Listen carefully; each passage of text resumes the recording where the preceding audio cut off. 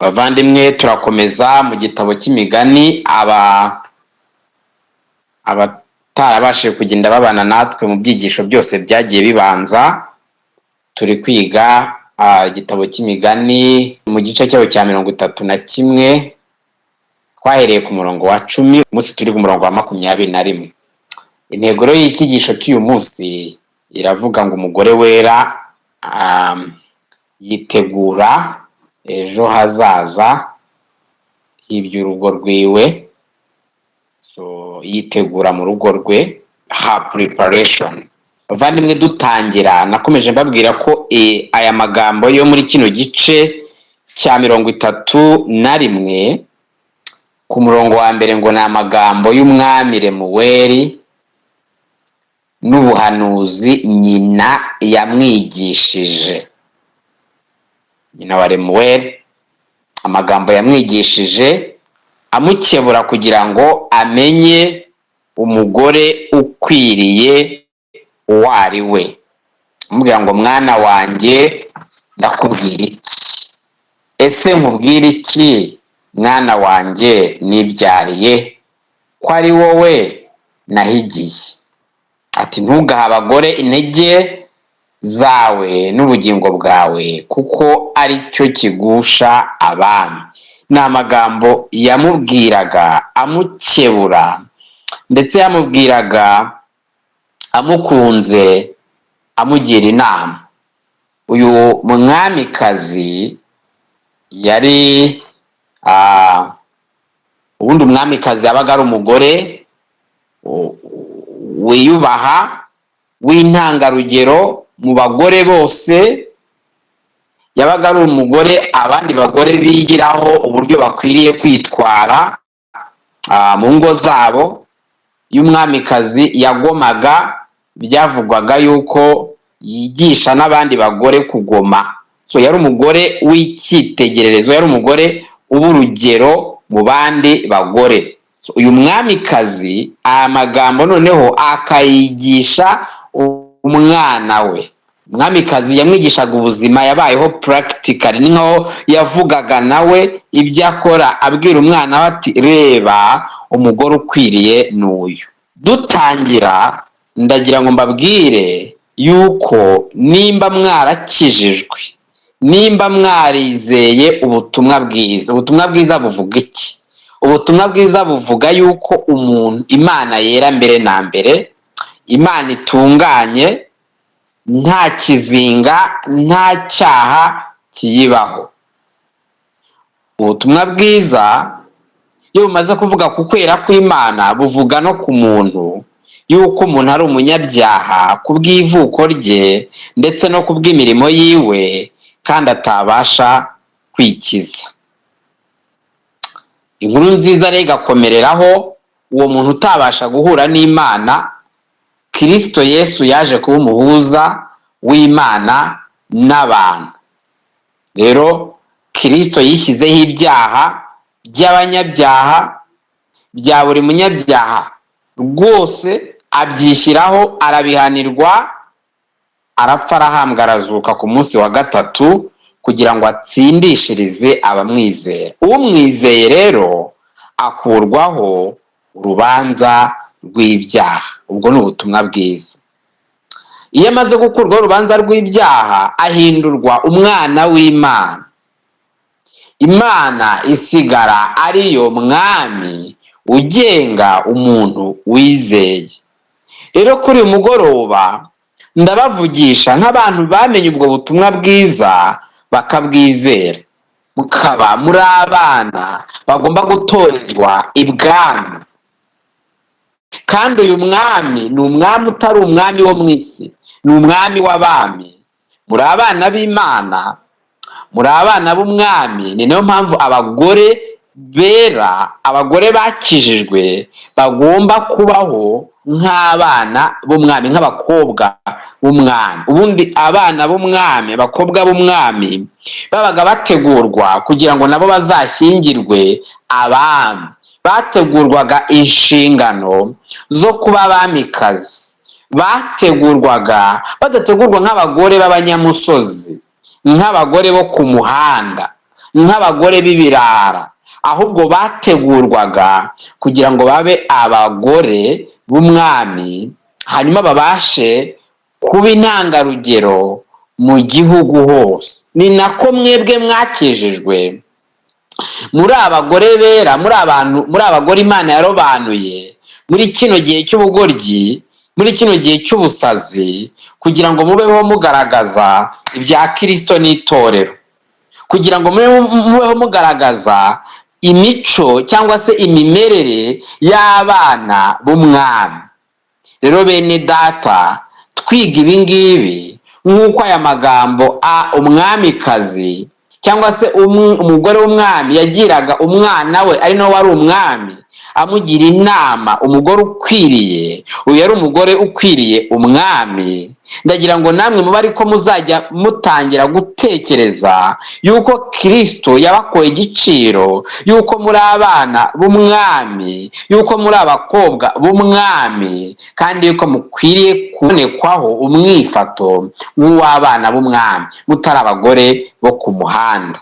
Umwami ibi ngibi abibasobanurire, mumenye ko umwami ukomeye mufite ari Kristo. Hirya y'abagabo banyu kuri mwebwe bashatse, hirya y'abazabashaka kuri mwebwe abatarashaka, hirya y'ibyo abantu bareba hari Kristo, niwe mwami. Abapfakazi baba ari hano, hirya y'ibyo ngibyo Kristo aba umugabo w'abapfakazi. Imfubyi Kristo azibera se. Uko byagenda kose Kristo nibanze. Ibintu ngiye kubabwira, ibintu twamye twiga muri kino gitabo cy'imigani, ibi bishobokera gusa ubona Kristo nk'umwami, uwo Kristo ategeka, uwo Kristo aganza. Uwo nguwo niwe ubasha guhinduka umugore wera, niwe ubasha kuba umugore ufite umutima uri mu rugo.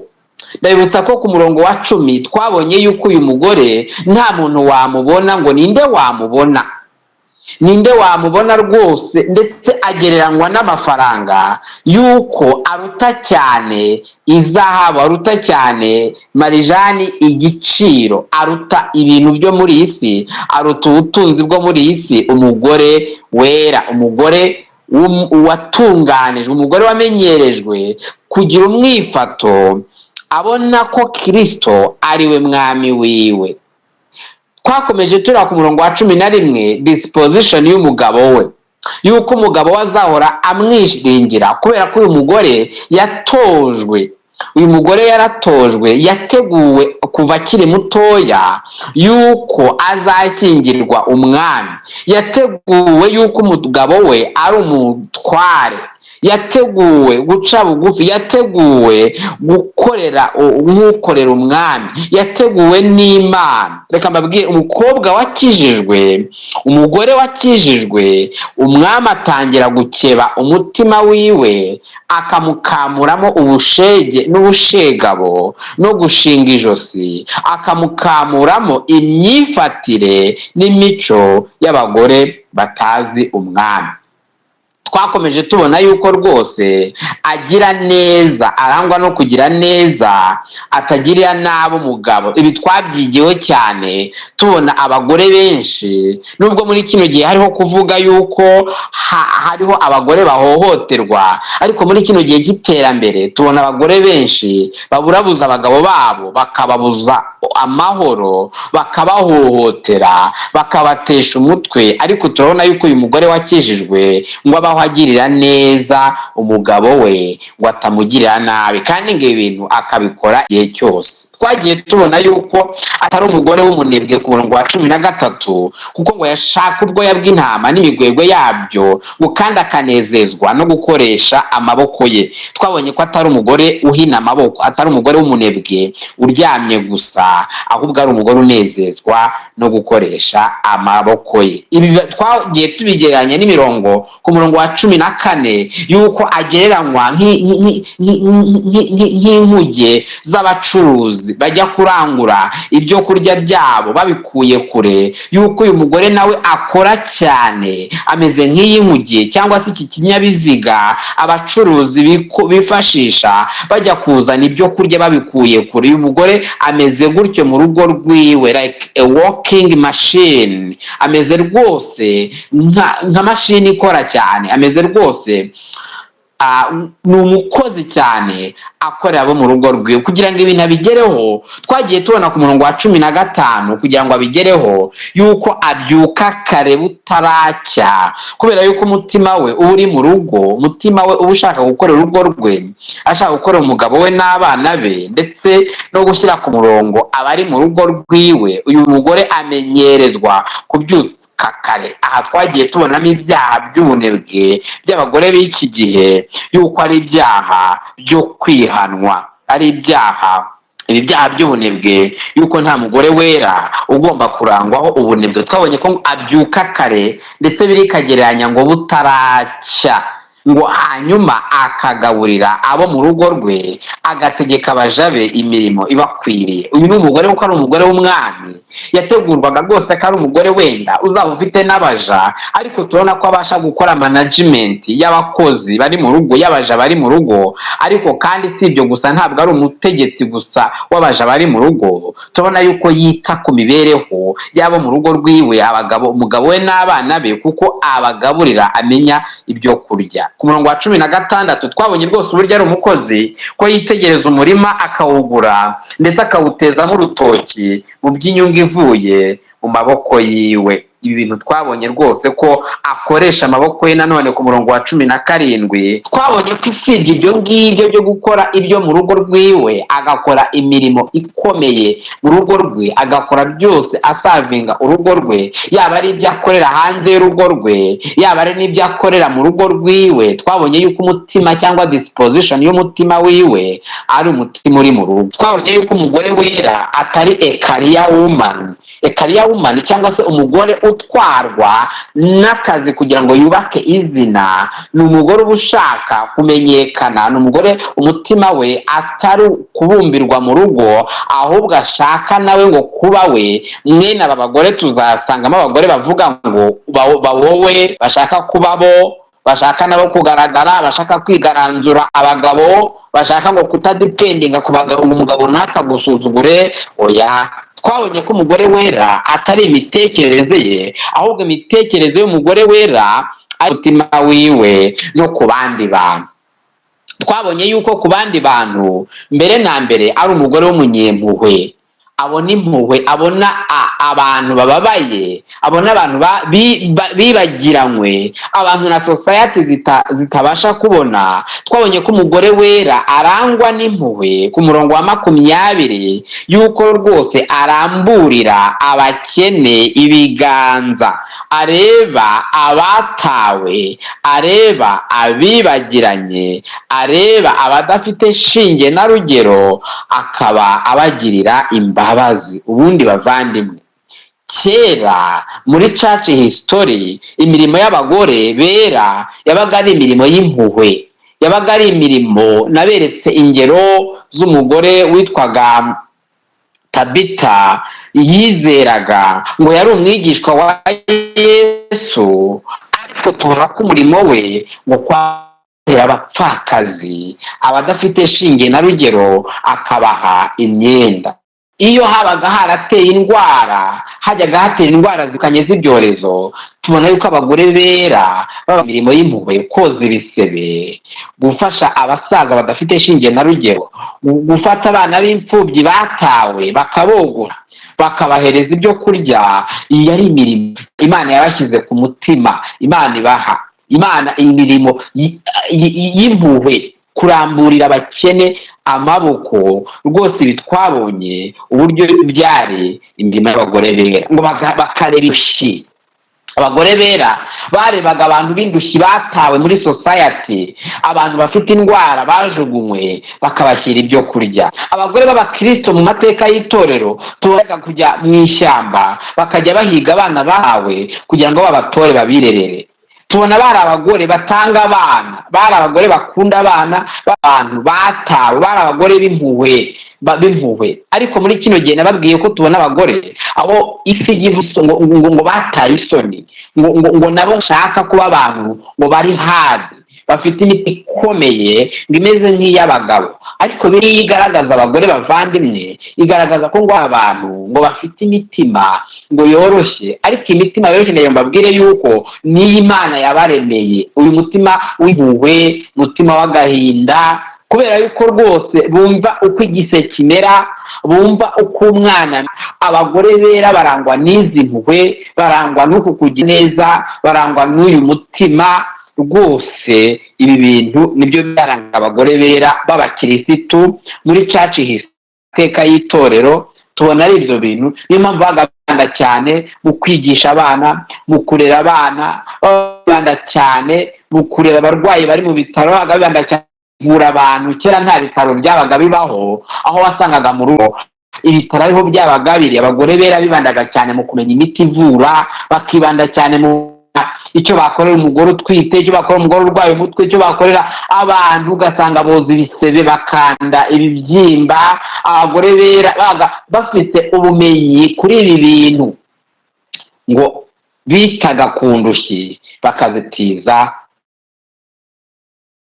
Uyu munsi rero ndagira ngo tuze kwibanda ku kindi kintu kiranga abagore bera, ni preparation. Bariteguraga, biteguraga ibyo mu rugo rwabo. Umurongo turi kwigaho none uyu munsi kuri uyu mugoroba ni uwa 21, ngo ntatinyisha abo mu rugo igihe cy'imbeho. Umugore wakijijwe, umugore Kristo yakebye umutima, umugore Imana yababariye ibyaha byiwe, ihita ifata umutima wiwe rwose ikawubohera mu rugo rwiwe, ikawubohera ku bana be, ikawubohera ku mugabo wiwe. Ibyo akora byose, yaba yagiye hanze kuzana ibyo kurya abikuye kure, yaba ari mu rugo ari gutegeka abaja biwe ibyo bakora, yaba ari kugaburira abo mu rugo rwe, yaba ari guhotoza amaboko y'imigwewe kugira ngo yibohere ibirago by'ibisuna, nk'uko mu Migani 31 hari kubivuga. Uyu mugore tubona ko ari umugore w'umunyabwenge, yitegura ibiza bizaba mu rugo rwe. Ndagira mbibutse ngo iyo tuvuze umugore wera, ntabwo ari uwashatse gusa, n'umukobwa wese wa Kristo witegura gushaka. Izi nyigisho ziba zikureba. Ni abagore batandukanye muri iyi sosiyete. Nababwiye ni abagore b'umwami, kandi nababwiye ko umwami ubagenga ari Kristo mbere na mbere.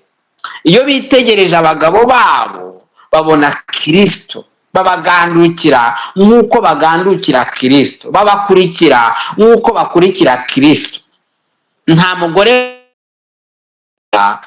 w'ingara, w'inshege, usuzugura umugabo we, utita ku bana be ubaho.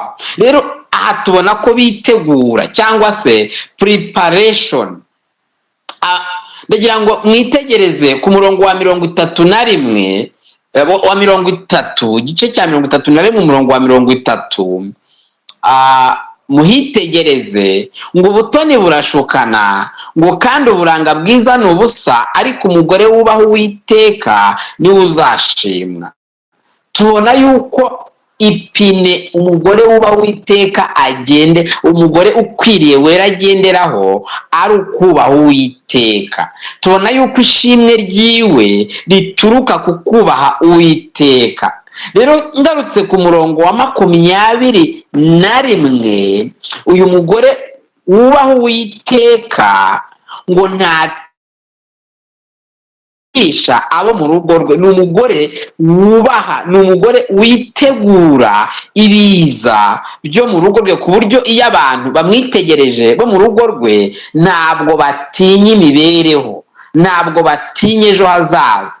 Hari abagore bahora barira, bahora baganya, bahora barwaye, bahora biganyira, bahora bafite ibibazo, ku buryo umwana we iyo amubonye arahangayika.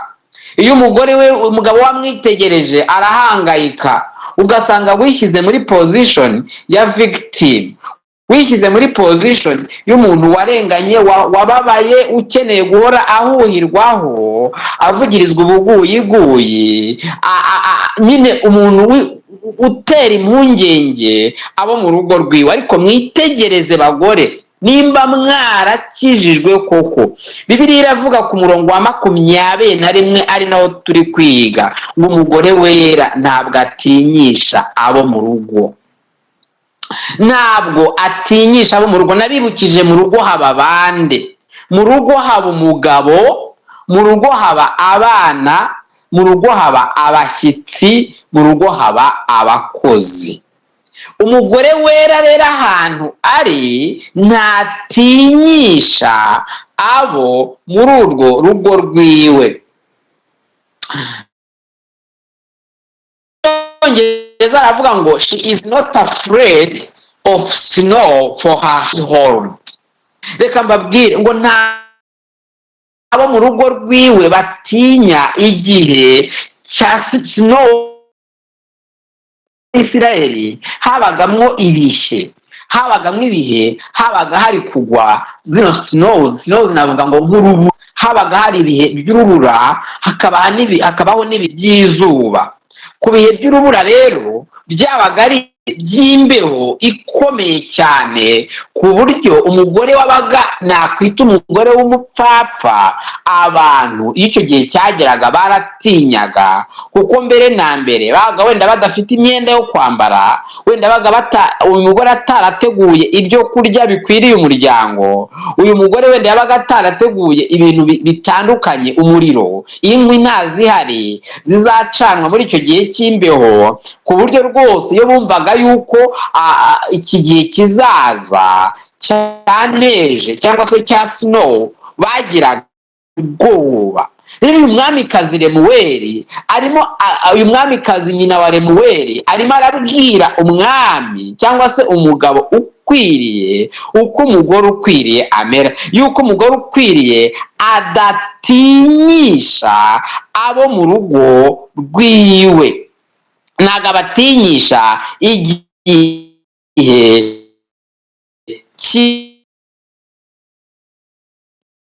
cy'imbeho, ntabwo abatinyisha iby'iminsi mibi bizaza biri imbere, bizaza mu rugo rwiwe. Ndabaga reba ejo hazaza h'urugo rwiwe. Bagore bera muri hangaha, abakobwa mutarashyingirwa, ndagira ngo mbabwire ngo intekerezo zanyu n'ubwenge byanyu byakagombye kugarukira mu rugo. Mwene data witwa John MacArthur yaravuze ngo ibiro by'umugore, the queendom of a holy woman is her house, her home. Ngo ibiro by'umugore, icyicaro gikuru, keko nkuru y'umugore w'Kristo, ngo ni mu rugo rwiwe. Waba ujya hanze gusuma, waba ujya gushakira aho hanze, icyo waba uri gukora cyose, umutima wanyu ugomba kuboherwa mu rugo, ku buryo n'imyirondoro yanyu mwagombye kuba muri gutegurira urugendo. Wenda harimo abagore hano bafite batizera, icyo Imana igutegerejeho ni ukubera ubwo butumwa bwiza wamenye, utangira guhinduka by'indengakamere, ku buryo umugabo wawe nabona imirimo yawe myiza, nabona ingeso nziza, imutera guhimbaza Imana wizeye. Bakobwa mutarashaka, mugomba rwose bafite umutima uri mu rugo, mukunda urugo, ku buryo mwumva gushaka ari ibintu by'umunezero, ari ibintu Imana igeneye rwose. Nihagira n'ukwaga agusaba ibyo bintu, ujye umenya yuko rwose ari amahirwe Imana igiye mu gihe usanze ari umugabo ukwiriye. Abagore bashatse namwe mugomba rwose guhora mu bagabo bizera, namwe mwizera, mugomba gutuma abagabo banyu badacogoye, bamarwe n'ubwoba bw'ejo, ahubwo mugomba kuba muri abantu batinyura. Dore ukuntu iki cyanditswe gikomeye bavandimwe, kiragaragaza yuko abagore bakijijwe. Uri mu rugo ni wowe soko y'imbaraga ni wowe soko yo gushirika ubwoba abantu ntibatinye future, the future. iyo umugabo wawe areba ejo hazaza akabona ibimucogoza akibaza uburyo azahahira urugo, kuko uzi ko Imana itegeka abagabo guhahira ingo zabo, kuko umugabo udahahira urugo rwe ngo ari hanyuma y'umupagani utizera, ni icyaha gikomeye cyane ku bagabo. Ibyanditswe byera biragaragaza abagore bera yo muri isoko ya encouragement y'inkomezi ku bagabo banyu, ntabwo atinyisha abo mu rugo rwe. iyo umugabo wawe akwitegereje ntabwo atinya ejo hazaza, abana bawe bakwitegereje ntibatinya ejo hazaza, kubera yuko babona uri umugore ufite kwizera Imana. niyo haba hari ikiro kimwe cy'umuceri uba ufite kwizera Imana, ukagitegura unezerewe, ugategura n'amazi yo kunywa unezerewe usenga, bakabona kuri courageous, bakabona yuko utari isoko yo gucika intege. ntago umugore wera atinyisha. hari ukuntu abantu bakwitegereza bagatinya ubuzima, bakureba bagatinya imibereho. waba uri umukobwa utarashaka, hagira umuhungu ugutekereza akavuga ati ubuzima bw'uriya mukobwa buragoye, mbanye nawe nazarya amashashi, nazatora amashashi, akabona ko bikomeye kubana nawe, kubera yuko kukwitegereza umuntu byatuma atinya ejo hazaza, bitewe na lifestyle wishyizeho. hari abagore muba mu buzima bwo hejuru buhenze burenze ku buryo byonyine inzara zawe umugabo areba akabona zonyine ubwazo ntiyazafodinga, irange witera akabona ntiyaryafodinga, ukaburya ngo ibintu byo muri Simba gusa akabona ntiyazakwafodinga. yareba imyambaro yawe y'akadasohoka wambara kuko ngo uri umuntu udasanzwe wakarakajya he wo hejuru cyane ngo uri classe, ubwoba bukamutinyisha, ugasanga wahanitse ibiciro aho kugira ngo ugaragarweho n'ineza n'ubuntu no kubaha Uwiteka, bitume rwose ari umugabo wawe, ari abana bawe, ari abaturanyi bawe babona ineza iguturukamo, aho gukarangiza ugasoza uri umugore wagiye ku giciro cyo hejuru, uri umugore wafashe amarere yo hejuru ku buryo rwose ukwitegereje atinya. yemwe mwabagore mwe muvuga ko mwakijijwe, ahantu uba umugabo wawe yakwitegereje, ese umubera isoko y'inkomezi cyangwa umuca intege? abagore b'abapagani bakunda kubwira abagabo babo ngo ese ubu wowe uri umugabo, ngo nawe uri umugabo, kubera yuko agereranya umugabo wiwe agasanga ntabwo yaguze imodoka nk'iy'umugabo wundi baturanye, ntari kumugurira imyenda imeze nk'igiciro nk'icy'abandi baturanye, ntabone umugabo wiwe, ntatume umugabo wiwe agira ubugabo, agira manhood, ngo abe ari umugabo uri encouraged. yemwe bagore muvuga yuko mwizeye ubutumwa bwiza, ubutumwa bwiza wizeye ni ubuhe? mu gihe mu magambo yawe usora nta nkomezi irimo, ari ugutinyisha abo mu rugo rwawe. witegereze mugenzura amagambo yanyu, mu gihe imyitwarire yawe, mu gihe imyimyoreze yawe hari igihe uyimyoza ukazamura wenda izuru n'intugu, ibyo bintu bigatuma umugabo arara yitsa imitima. nimba hari igihe wigeze kubaho ugatuma umugabo wawe yitsa imitima, ugatuma umugabo wawe ahangayika bitewe n'uburyo uri kumwitwara, bitewe n'uburyo arimo arakureba, yareba n'uburyo ubuzima wenda bw'iki gihe bugoye, yareba na future y'urugo ugasanga yacogoye. abagabo benshi nta manhood bagifite bitewe n'uko babuze abagore bera, babuze abagore bameze nk'uko hano mu Migani 31 havuga uyu mugore yuko ari isoko y'inkomezi. yemwe bagore bera, umwami Imana abibereka. uyu mugore ngo future, abo muryango yo bitegereze muri future barakomezwa iyo barebye yuko hazaza igihe cy'imbeho, igihe kidasanzwe, igihe cy'ibyago, igihe cy'imibabaro, babona uyu mugore ari muri uru rugo, babona uyu mugore ari kumwe nabo, ngo bagira inkomezi, ngo ntibatinya, ngo ntabwo batinyishwa. ngo ntatinyisha abo mu rugo rwiwe. Abo mu rugo rwe twabonye ku murongo wakurikiraga wa 20 yuko arambure amaboko y'abakene, abo hirya y'urugo rwiwe abari kubagirira neza.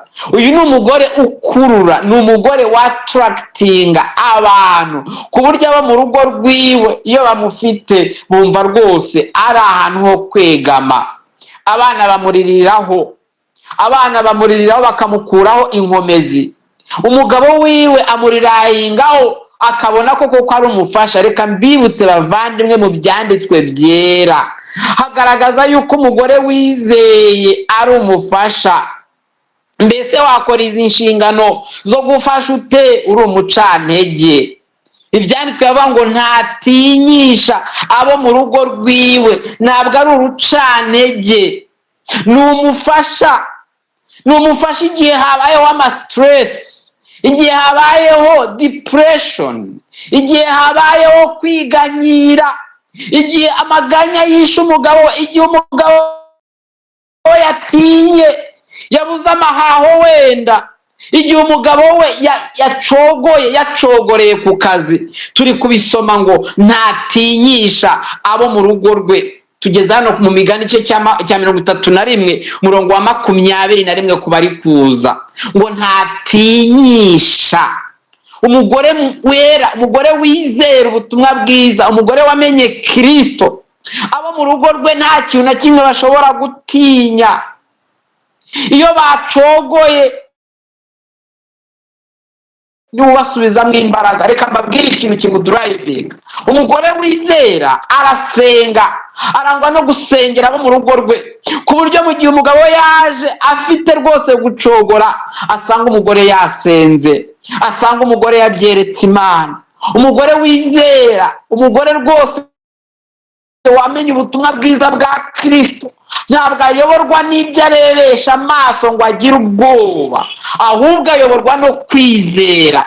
Niyo mpamvu adatinyisha abo mu rugo rwiwe, ahubwo abaha kwizera umwami. Babaga ari abagore ngo bizera. Umugore webera, naho umugabo wiwe yaba yasuzuguwe mu bigo akoramo, wenda bamuhembye make, wenda banze kumuhemba, wenda rwose bakaza rwose imitima yabo yacogoye, uyu mugore ngo ntatinyisha abo mu rugo rwe. Uyu murongo urakomeye bavandimwe. Uyu mugore amuhindukira isoko y'ubufasha, agakora umurimo wo kumubera umufasha, akamubwira ati rwose mugabo, Imana izatubeshaho. Uyu mugore wakijijwe ntabwo yiganyira ngo atangire gutuma umutima w'umugabo we ubungabunga, wavuga ati uyu mugore nzamushobora nte, nzamukwiza he, uyu mugore nzamukwiza ko abaho mu buzima bugoye buhenze. Ahubwo uyu mugore ngo ntatinyisha abo mu rugo rwiwe, atuma rwose future y'urugo rwiwe imera neza. Areba ibintu bitaraba, agatangira mesure, protective measures, mesure z'ubwirinzi. Uyu ni umugore wizera, reba bikiri kure, amenya yuko ibintu bitari kuza mu rugo, agatangira kubikemura. Ntabwo yishora mu manza zo guhangana, ntabwo yishora mu bintu bituma amahoro ataba mu rugo rwiwe, kubera yuko ntatinyisha abo mu rugo rwiwe. Mu buryo bwo kwitegura igihe cy'imbeho, hano muri 21 uyu mugore hari ukuntu yababoheraga imyenda ikwiye, akamenya kwita akamenya kwita ku bana, akamenya kwita ku bato, akaboha imyenda ikwiriye. Reka mbabwire iki kintu rwose bavandimwe ntakigiramo, usibye kureba future, ejo hazaza h'imibereho y'urugo. Iki cyanditswe nanone kirigisha caring, living caring, kwita ku bagize urutegereje, ngo ntatinyisha abo mu rugo rwe. Mu rugo rwe buri muntu ku giti cyiwe agenda mumara ubwoba. Nimba mu rugo rwe harimo abashyitsi baza bafite ubwoba bw'imibereho, bagataha bakomeye. Nimba afite abana b'abahungu, arabatinyura akabigisha abagabo bakwiriye. Nimba afite abana b'abakobwa, arabatinyura akabigisha ko abakobwa babereho umwami badatinya, ngo ntatinyisha abo mu rugo rwiwe. Bavandimwe, ntatinyisha abo mu rugo rwiwe. Mu rwandiko rwa Petero igice cya 3 ndagira ngo mbure, hari umurongo nshaka ko tuhasoma. Urwandiko rwa mbere Petero yanditse ku gice cya 3, mu gice cyaho cya 3, urwandiko rwa mbere rwa Petero igice cya 3 ku murongo wa mbere. Reka dusome umurongo wa mbere. Bagore nuko mugandukira abagabo banyu kugira ngo abagabo bamwe batumvira ijambo ry'Imana bareke nziza z'abagore babo, nubwo baba ari ijambo bavuze, babonye ingeso zanyu zitunganye zifata kubaha, ngo umurimbo wanyu we uw'inyuma uwo kuboha imisatsi cyangwa uwo kwambara izahabu wo gukanisha imyenda, ngo ahubwo ube uw'imbere uhishe mu mutima umurimbo utangirika wo mwuka ubugwaneza n'amahoro ari wo w'igiciro cyinshi mu maso y'Imana. Ku murongo wa 5, abagore bera ba kera biringiraga Imana niko birimbishaga bagandukira abagabo babo, nk'uko Sara yumviraga Aburahamu akamwitware we. Ngo namwe muri abana b'uwo. Rero nashakaga kuri kano ku murongo wa 6, ngo namwe muri abana b'uwo niba mukora neza nimugire ubwoba bubahamura. Imana rigaragaza yuko namwe nimba Sara wera muri abana b'uwo mwigira kuri Sara wera, ngo yitaga umugabo wiwe umutware. Hari n'izindi Bibiliya zivuga rwose ngo yamwitaga umwami uya utagereranywa na Kristo. Umwami ya unini ni umwami muri kapito, ni umwami w'abami utegeka abantu aba bafite, ariko kandi umugabo wawe ni umwami mutoya, umwami w'umuntu mutoya. Bagore mukora akazi bagufite ahandi hantu muba, ndagira ngo mbabwire ngo ntabwo mugomba gutinya abantu mudatinya abagabo banyu. Umugabo wawe ntabwo agomba kuba gutinya, ngo n'umugabo wawe muhahamurisha amagambo, ariko bosi wawe navuga ugwe hasi, navuga urambara gutinya bosi ugwamanga. Yemwe mwabagore mwe nta wundi mu bosi usibye mu bosi wa mbere mufite umwami w'abami ni Kristo, hanyuma umwami muri iyi si umukoresha ufite muri iyi si ukomeye ni umugabo wawe. Rero turi kubona ngo ntabwo umugore wera atinyisha abo mu rugo rwe, ntabwo abo mu rugo rwawe bakureba ngo batinye. Nimba hari ibintu wifitemo bituma umugabo wawe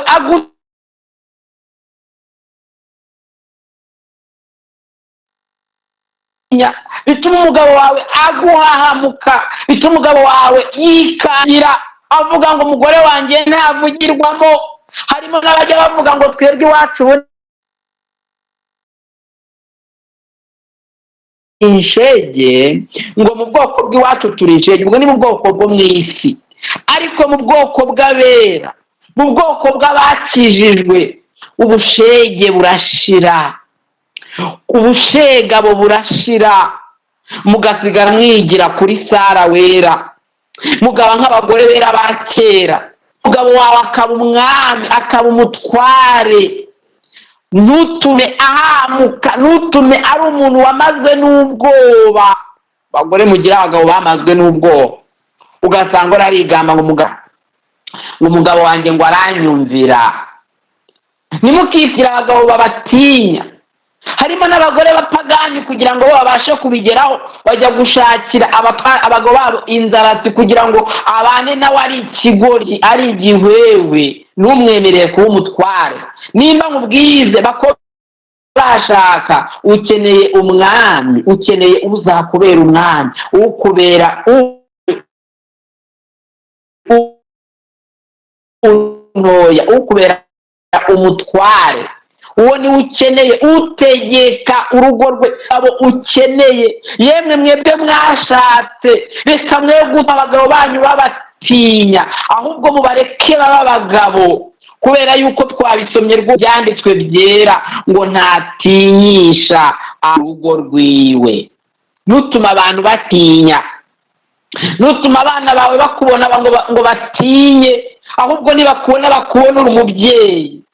We kuba uri umugore utinya abantu. Hari abagore usanga nimba afite abakozi bamuhahamuka ku buryo niyo yinjiye bavuga ngo shitani irinjiye, ngo shitani kazi irinjiye. Uwo mugore ari abagore b'abagome, abafite ubugome, akandamiza, akinagaza, ugasanga aho abantu babera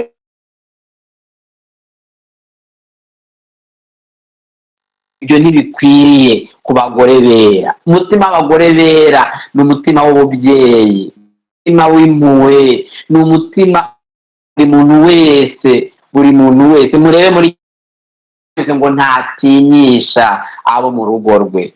Niba bari abakozi bamukorera batinyisha, niba bari abana babana nawe tinyisha, niba bari abantu baturutse iwabo w'umugabo niba bari abana biwe ntabatinyisha, agaragara ababera, akora umurimo w'ububyeyi, agaragarwaho n'impuhwe. Nimba uri umugore uvuga ko wera, akaba atari uku nguku, umwami aguhe kwihana. Muri kino cyanditswe ndimo mbasomera cyo mu rwandiko rwa mbere rwa Petero igice cya 3 akantu ka nyuma, ngo niba mukora ngo nk'uwo Sara, ngo nimba mumwigana, ngo niba mukora neza, ngo nimugire ubwoba bubahamura. Impamvu abagore bajya bahinduka abantu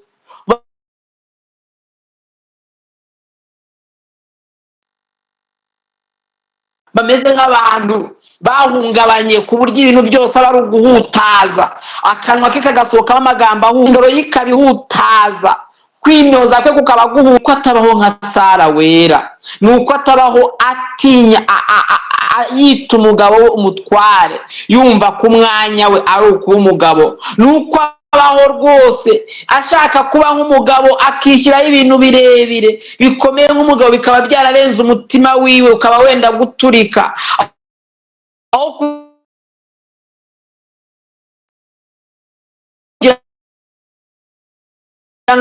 agaragaza ububyeyi, akabaho rwose ari umuntu wahunga ubwoba. Ubwo bwoba bugatuma atinyisha abo mu rugo rwe, bugatuma amera nk'ikibazo kuba mu rugo rwe.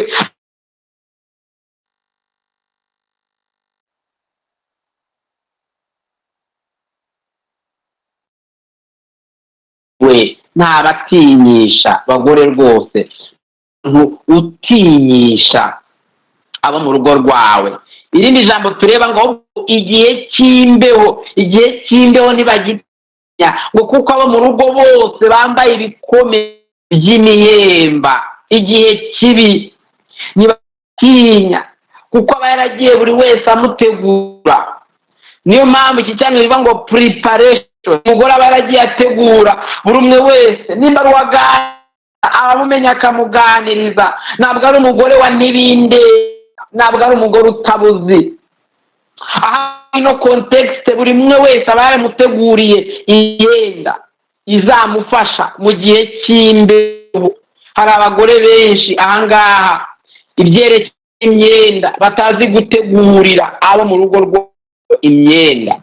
Mbere na mbere nawe ubwiye akaba yiyandarika, yambara nk'ukwiriye. Uyu mugore tubona ko ategurira abo mu rugo cy'imbeho, akabategurira imyenda. Mbere na mbere ababera urugero, akambara mu buryo bukwiriye. Reka mbabwire, muri context ya Isirayeli cyagiye cy'imbeho, ariko muri context ya akababwira muri application yuko turi mu gihe cy'ubuhenebere, turi mu gihe cy'ububi bukabije. Umugore wera uzasanga yaratoje abana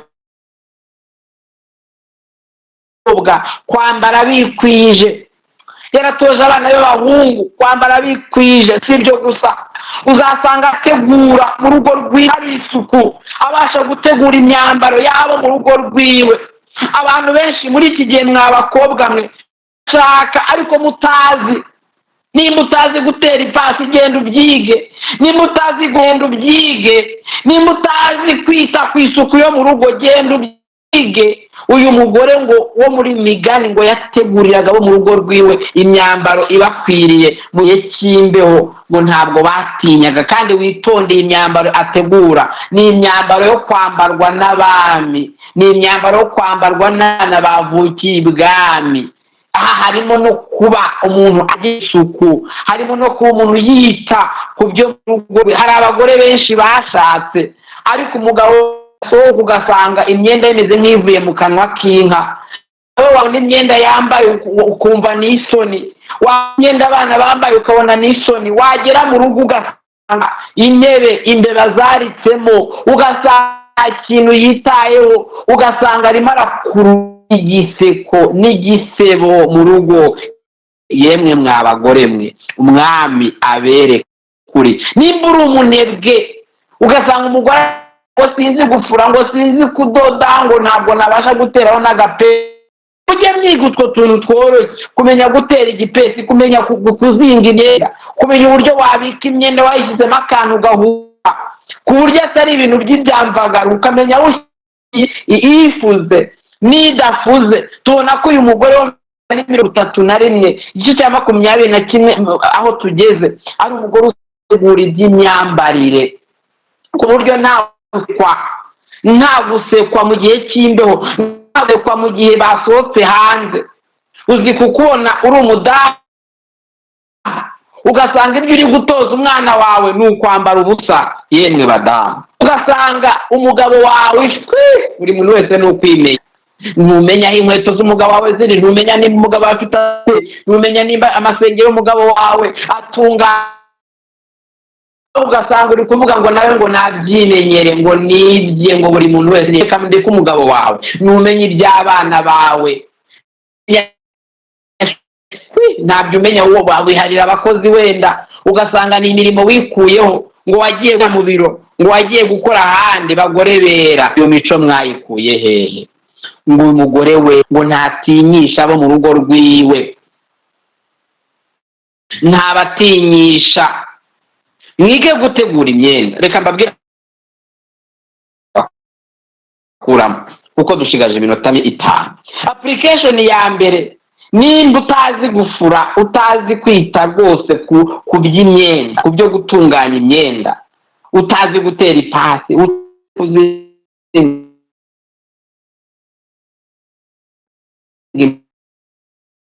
imyenda utazi, harimo n'abatazi kugura imyenda, utazi kugura imyenda ikwiriye. Ntuzirereye umugabo wawe, ntuzirereye abana bawe, ntuzi iyo wakwambara kandi ugasanga wambara ibyo ubonye. Application ya mbere, mubanze murebe mu myambaro mufite n'imyambaro mufite, ariko ubwo mwamuhe ku y'abana bawe ndetse no ku y'umukozi mu rugo rwawe. Icyo kintu mukiteho. Icya kabiri, hose mwige kuyitunganya. Nimba utajya gutaho muri iki cyumweru, uzatangire kumenya kuzinga amasogisi, kumenya kuzinga amakariso yasukiro, kumenya kuzinga, kuko uyu mugore yabaga rwose abasha gutegura mu cy'imbeho, azi gutegura.